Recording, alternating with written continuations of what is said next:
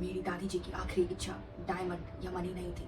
उनकी आखिरी इच्छा ये 13 दिन थे, जब एक आत्मा आखिरी बार कहती है मुझे भूख लगी है या मुझे विजडम चाहिए, हेल्प मी।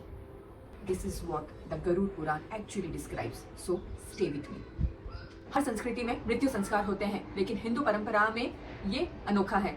मृत्यु के बाद पहले 13 दिन, ये 13 दिन का एक नक्शा है जो आत्मा को इस लोक से परलोक तक ले जाता है।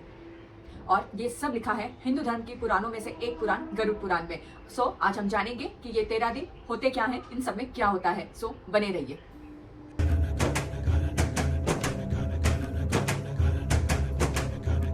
सबसे पहले हम ये बात करेंगे कि लोग कहते हैं कि गरुड़ पुराण को घर में नहीं रखना चाहिए या गरुड़ पुराण को कैजुअली नहीं पढ़ना चाहिए। गरुड़ पुराण एक लॉ, एक कानून की तरह है। जो इंसान डेथ बेड पे है, क्या हम उन्हें कानून सिखाएं या जो बच्चा है या जो यंग है उसे कानून सीखने की जरूरत है। गरुड़ पुराण में रूल्स एंड रेगुलेशंस है, जिस रूल्स पे हमें जिंदगी जीनी है। गरुड़ पुराण उस आत्मा के विजडम के लिए पढ़ा जाता है। एट द सेम टाइम जो उसके फैमिली मेंबर्स हैं, जो उस वक्त वहां बैठे हैं, उनके लिए पढ़ा जाता है कि अब अपनी आंखें खोलो और अपनी लाइफ को पूरी विजडम के साथ जिंदगी जियो, पूरी बुद्धिमत्ता के साथ अपनी लाइफ को जियो। गरुड़ पुराण बातचीत है, संवाद है विष्णु भगवान का गरुड़ से। और ये संवाद उन्होंने अपने या गरुड़ के लिए नहीं किए, हमारे लिए किए, ताकि हम अपनी लाइफ को बहुत अच्छे से जी सकें। जहाँ हमें शास्त्र ये सिखाते हैं कि जीना कैसे है, वहीं गरुड़ पुराण वो शास्त्र है जो हमें ये सिखाता है जीने के साथ साथ उत्तम तरीके से मरना कैसे है और उत्तम गति को कैसे पाना है। सो फाइनली शुरू करने से पहले मैं एक बात यहाँ जरूर कहूंगी कि नॉलेज तो गूगल या कोई एआई भी दे देगा, लेकिन विजडम गूगल नहीं दे सकता। सो हम स्टार्ट करते हैं। जब भी आप ये देखते हो कि किसी की डेथ हुई है, तो सबसे पहले उसके पाँव के दोनों अंगूठों को बांध दिया जाता है। वह इसलिए किया जाता है कि जितना शौक हमें लगता है, उतना ही शौक या उससे ज्यादा शौक उस आत्मा को लगता है जब उसका शरीर उसके पास नहीं होता और वो वापस उस शरीर में घुसने की कोशिश करती है। सो अंगूठे, दोनों पाँव के अंगूठों को बांध देने से मूलाधार चक्र लॉक हो जाता है और इस वजह से अब आत्मा वापस शरीर में नहीं घुस सकती। गरुड़ पुराण के अनुसार जब भी कोई मरता है तो आत्मा तुरंत गति को नहीं पाती, तुरंत वहां से जा नहीं सकती। अब वह ना तो यहाँ है ना तो वहां है, वो एक प्रेत योनि में है। आप इसे ऐसे समझ लीजिए कि जब भी हम कहीं ट्रैवल करते हैं तो वो क्षण है जहां हम ना ओरिजिन पे हैं और ना ही हम डेस्टिनेशन पे हैं, हम कहीं बीच में हैं।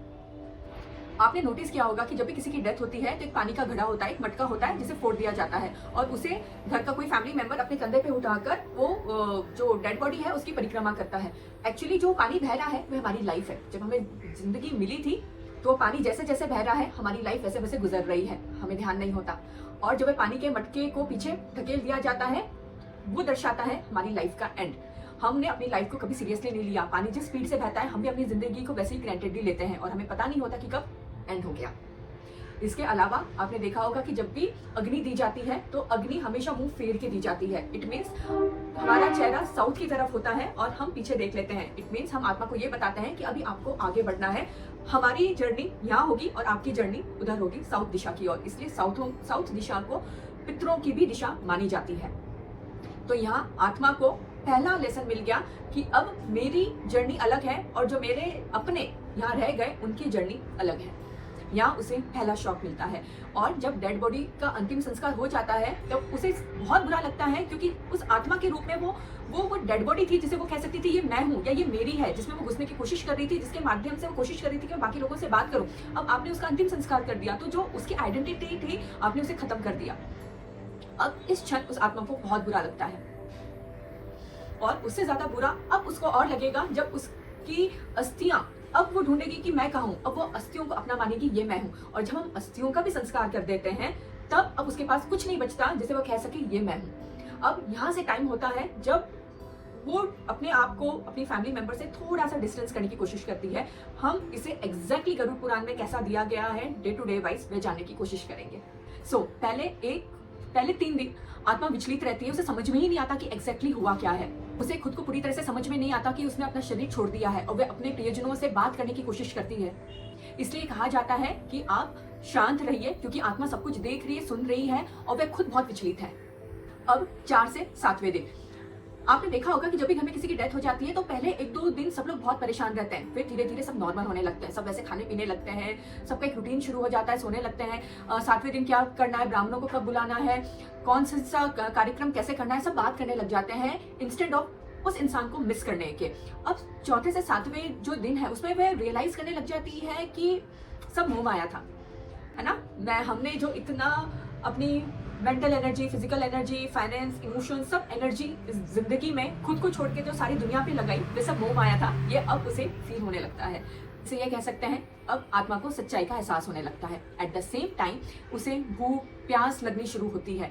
सूक्ष्म शरीर को भूख प्यास लगनी शुरू होती है। आपने देखा होगा कि रोज पिंड बनाए जाते हैं जिसमें चावल, तिल, जौ, दूध, पानी का मिश्रण करके पिंड बनाए जाते हैं। वे पिंड एक्चुअली आत्मा के लिए बनाया जाता है। आप ऐसे मान लीजिए कि हम कहीं ट्रैवल कर रहे हैं तो हम अपने साथ खाना पैक करके लेके जाते हैं। ये उस आत्मा की जर्नी के लिए हम खाना पैक कर रहे हैं। इसे यहाँ मैं ऐसे भी एक्सप्लेन करना चाहूंगी, जब भी हम जन्म लेते हैं तो एक दिन में बच्चे का जन्म नहीं हो जाता है, 9 दिन में बच्चा धीरे धीरे बनता है। उसी तरीके से जब शरीर मरता है, आत्मा का सूक्ष्म शरीर भी धीरे धीरे बनता है। तो जब हम पिंड दान करते हैं या हम पिंड बनाते हैं तो आप ऐसे समझिए कि पहले चेहरा, गर्दन बन गई, फिर चेस्ट बन गया, लंग्स बन गए, फिर हाथ पांव बन गए, ऑर्गन्स बन गए, और इस तरीके से 10वें दिन पूरी बॉडी कंप्लीट होती है। इसलिए पिंडदान का, पिंड का बहुत इंपॉर्टेंस है। अब 8वें से 10वें दिन आत्मा अपने कर्मों का परिणाम अनुभव करना शुरू कर देती है। ग्रंथों के अकॉर्डिंग इसे ऐसे समझिए कि हमें हमारी ही मूवी दिखाई जा रही है कि हमें जो लाइफ मिली थी वह हमने कैसे जी। अब 11 से 13वां दिन अब आत्मा को एक सूक्ष्म शरीर मिल जाता है जिससे आत्मा की यात्रा की तैयारी होगी। अब आखिरी बार आत्मा को भूख लगना, प्यास लगने का अनुभव कराया जाता है और आत्मा को परमिशन दी जाती है कि वह अपने फैमिली मेंबर्स के हाथों से बना हुआ खाना आखिरी बार खाए। लेकिन वो खाएगी कैसे? इसलिए आत्मा को आखिरी बार एक परमिशन दी जाती है कि वह गाय, कुत्ते या कौवे में से किसी भी एक के शरीर में जा सकती है और वह खाना खा सकती है, वह पानी पी सकती है। इसलिए गरुड़ पुराण में गाय, कुत्ते और कौवे को बहुत इंपॉर्टेंस दी गई है और इन्हीं के सिक्स सेंस सबसे बहुत तेज होते हैं बाकी जानवरों के कंपेरिजन में। 13 दिनों में पिंड की बहुत इंपॉर्टेंस है। ये पिंड बनता है चावल से, जौ से, तिल से। इन्हीं से क्यों बनता है? बहुत बार हम क्वेश्चन करते हैं ना कि इन्हीं से क्यों। हमारे शास्त्रों के अकॉर्डिंग चावल शरीर के पूर्ण निर्माण का प्रतीक है, तिल हड्डियां और शक्ति का प्रतीक है, पानी और दूध यात्रा के लिए पोषण। यह अनिवार्य रूप से प्रतीकात्मक, शरीर के लिए प्रतीकात्मक भोजन है। सुंदर है ना। इसके साथ साथ आपने नोटिस किया होगा कि एक दीपक लगातार जलता रहता है। कई परंपराओं में ये माना जाता है कि ये प्रकाश आत्मा का मार्गदर्शन करता है, कोहरे में एक लाइट हाउस की तरह। जल संस्कार, रोजाना ताजा पानी चढ़ाया जाता है। गरुड़ पुराण कहता है कि संक्रमण के दौरान आत्मा को तीव्र प्यास लगती है, चाहे आप इसे शब्दाधिक रूप से माने या प्रतीकात्मक। ये करुणा का एक शक्तिशाली कार्य है। ये 13 दिन मंत्रों का भी बहुत इंपॉर्टेंस है। अगर वह आत्मा किसी पर्टिकुलर मंत्र से कनेक्टेड थी तो उसी मंत्रों को चलाया जाता है ताकि उसे शांति मिल सके और वह आगे की ओर गति पा सके। इसके अलावा विशेष श्लोक हैं, वह पढ़े जाते हैं। और 13वें दिन सपिंडीकरण समारोह होता है, अंतिम अर्पण, जहाँ स्थायी प्रेत अब एक पूर्वज या एक पितृ बन जाता है। हम जब जिंदा रहते हैं तो भी हम नोटिस करते हैं कि लाइफ में कुछ भी अच्छा या बुरा अचानक से नहीं होता, सब कुछ वेल प्लान्ड होता है। एक एक्सीडेंट भी अचानक से नहीं होता। हमें लगता है कि अचानक से हो गया है, लेकिन कभी कोई घर से निकलता है या तो उसकी स्पीड कम होती है या बहुत ज्यादा होती है, कुछ गलत जजमेंट होता है और एक्सीडेंट हो जाता है। कुछ भी अचानक से नहीं होता। इवन जब भी हार्ट अटैक भी आता है तो हमें लगता है अचानक से आ गया, नहीं, अचानक से नहीं आता। अंदर कुछ ना कुछ गतिविधियां ऐसी होती है जिससे ब्लड फ्लो में प्रॉब्लम होती है और हार्ट अटैक आ जाता है। ये कहने का तात्पर्य यह था कि जब किसी की डेथ भी हो जाती है तो हम अचानक से किसी आत्मा को ये नहीं कह सकते कि भाई तुम्हारी डेथ हो गई, अब तुम जाओ। गरुड़ पुराण के अकॉर्डिंग एक आत्मा को अपने फैमिली मेंबर से या अपना वो घर या इस धरती को छोड़ने के लिए, उस मोह से अलग होने के लिए 13 दिन लगते हैं। कुछ आत्माओं को जो बहुत ही, जिसके पास विजडम हो या जो पहले से ही कॉन्शियसली अपनी जिंदगी जी रही है, हो सकता है उसे इससे कम भी लगे। अब यहाँ पे बहुत सारे बुद्धिजीवी लोग ये सवाल करते हैं कि अगर हम ऐसा ना करें तो क्या। जो हम आसपास देखते भी हैं कि बहुत सारे लोग मरने के बाद ये 13 दिन का जो प्रोग्राम है वे 2-3 दिन में ही कंप्लीट कर लेते हैं, या 4-5 दिन के जो भी पिंडदान है वे एक साथ कर लेंगे, 3 दिन बाद 13वीं के सारे प्रोग्राम्स एक साथ कर लेंगे, या जो भी कार्यक्रम होता है, जो भी पूजा होती है, सब एक साथ एक दिन में करना चाहते हैं। जो भी लोग ऐसा करते हैं, आप खुद नोटिस करिएगा कि ऐसे लोगों के पास भले ही पैसा बहुत हो, भले ही वे बहुत बिजी हों, भले उनके पास बहुत सारी डिग्रियां हों, लेकिन उनके घर में अपनापन नहीं होता। ऐसे लोगों के घरों में शादियां नहीं होती। शादी हो गई तो ऐसे घर में बच्चे नहीं होते। बच्चे हो गए तो वे जीवित नहीं रहते। अगर वे जीवित हैं तो उनका उनके पेरेंट्स के साथ वो अटैचमेंट नहीं रहेगा। जब आपका बच्चा जीवित है तब उसका आपके साथ वो अटैचमेंट नहीं है, तो आपके मरने के बाद क्या वो आपको याद करेगा? वो आपके लिए सारे कार्य करेगा?